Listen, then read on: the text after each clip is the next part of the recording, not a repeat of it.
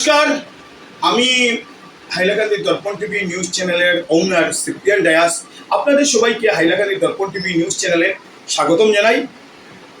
আমাদের আজকে আপনাদের সম্মুখে একটি গুরুত্বপূর্ণ সংবাদ নিয়ে এসেছি। এটা হলো আমাদের হাইলাকান্দি জেলার আলগাপুরের মইনুল হক চৌধুরী মেমোরিয়াল সায়েন্স কলেজের একজন অধ্যাপক, ওনার নাম ডক্টর আরিফ উদ্দিন। উনি সমস্ত বিশ্বের মধ্যে 5% যারা বৈজ্ঞানিক আছে সেই 5% বৈজ্ঞানিকদের নামের লিস্টের মধ্যে ওনার নাম সন্নিবিষ্ট হয়েছে।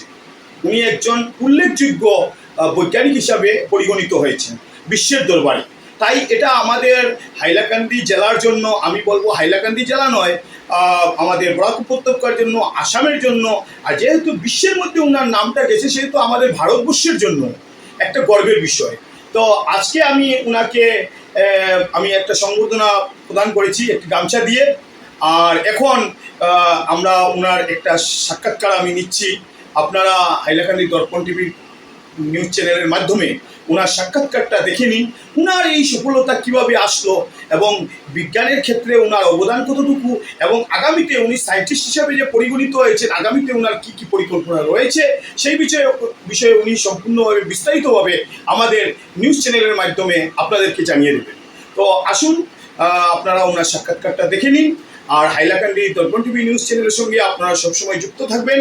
হাইলাকান্দি দর্পণ টিভি নিউজ চ্যানেলকে আপনারা ফেসবুকে ফলো করবেন, ইউটিউবে সাবস্ক্রাইব করবেন এবং আপনারা সবসময় আমাদের পাশে থাকবেন। ধন্যবাদ।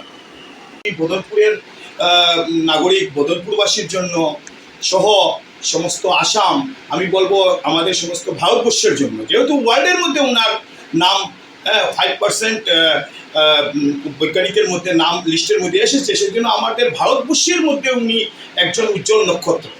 তাই আমি ওনাকে একটি উত্তরীয় দিয়ে ওনাকে সম্বোধনা প্রদান করছি।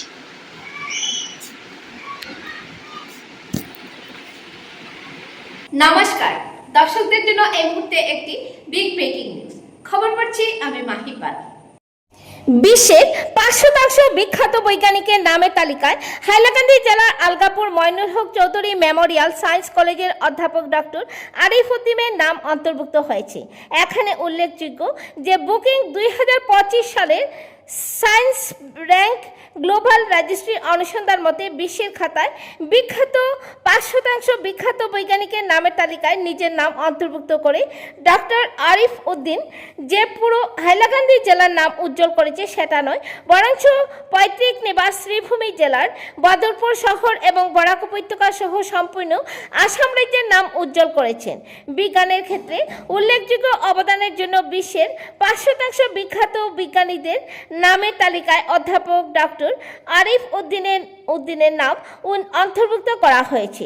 এখানে উল্লেখ্য যে এই উপলক্ষে আজ অপরাধ এবং দুর্নীতি নিয়ন্ত্রণ সংস্থার হাইলাকান্দি জেলা কমিটির মিডিয়া সেলের সভাপতি সিপ্রিয়ান ডায়াস অধ্যাপক ডক্টর আরিফ উদ্দিনের বদরপুরস্থিত শাহ ইয়াকুব রোডের বাসভবনে গিয়ে তার সঙ্গে সৌজন্যমূলক সাক্ষাৎ করে তাকে একটি উত্তরীয় পরিয়ে বিপুল সংবর্ধনা প্রদান করেন।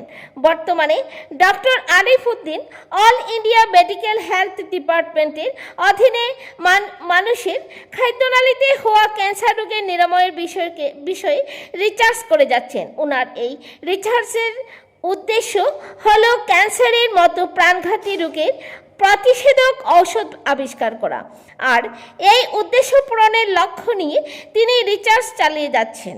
তিনি মিডিয়ার মাধ্যমে যুব সমাজকে বিজ্ঞানের সাথে যুক্ত থাকার আহ্বান জানান। হাইলাকান্দির বিশেষ প্রতিনিধি সিপ্রিয়ান ডায়াসের রিপোর্ট। পরবর্তী খবর পেতে হাইলাকান্দির দর্পণ টিভি নিউজ চ্যানেলটিকে একটি লাইক ও ফলো করে পাশে থাকুন। ধন্যবাদ। তো স্যার, আপনি যে এই যে সায়েন্টিস্ট হিসাবে বিশ্বের দরবারে স্থান পেলেন, এই বিষয়ে আপনি প্রতিক্রিয়া স্বরূপ কি বলতে চাইবেন? আমি প্রথম থেকে রিসার্চ চালিয়ে যাচ্ছি।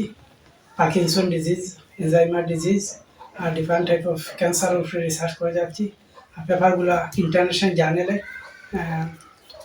থমসন রিটার ইনফেক্টেড জার্নালে পাবলিশ হয়েছে।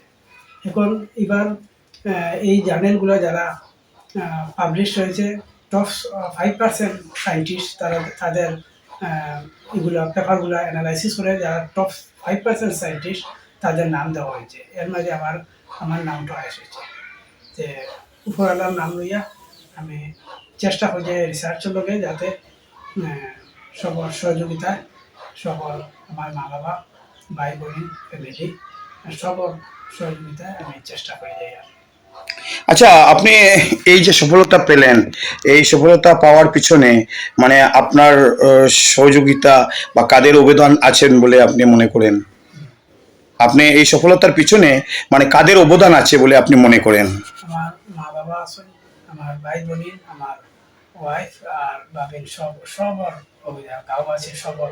আচ্ছা স্যার, আপনি যে এই যে উল্লেখযোগ্য 5% বৈজ্ঞানিকের লিস্টে নাম আসলো, এটা খুশির বিষয়। আপনি যে কলেজে চাকরি করেন সেই কলেজে যে ছাত্রছাত্রীরা আছে তাদের উদ্দেশ্যে আপনি কি বলতে চাইবেন?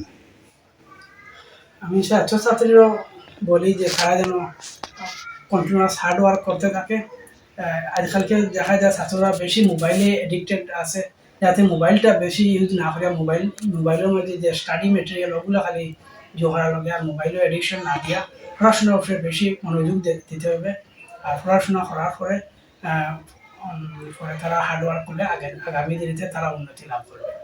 মানে আপনি চাইবেন যে তারাও যাতে আপনার মতন এরকম সায়েন্টিস্ট বা অনেক কিছু করতে চায় ও পারে, এই বিষয়ে আপনি তাদেরকে অনুপ্রেরণা দিচ্ছেন। আচ্ছা আচ্ছা আচ্ছা, ঠিক আছে। আর আপনার যারা সহযোগী যারা স্টাফ আছেন তাদেরকে, কলেজে যারা স্টাফ আছেন, ম্যানেজমেন্ট আছে, ওদেরকে আপনি কি বলতে চাইবেন? তারা সবাই ইন্সপিরেশন দিছে। আমি যাতে চাই যাতে তারা সবাই যাতে হার্ড ওয়ার্ক করে আর এই টপ 5% সায়েন্টিস্ট তাদের নামও যাতে আসে।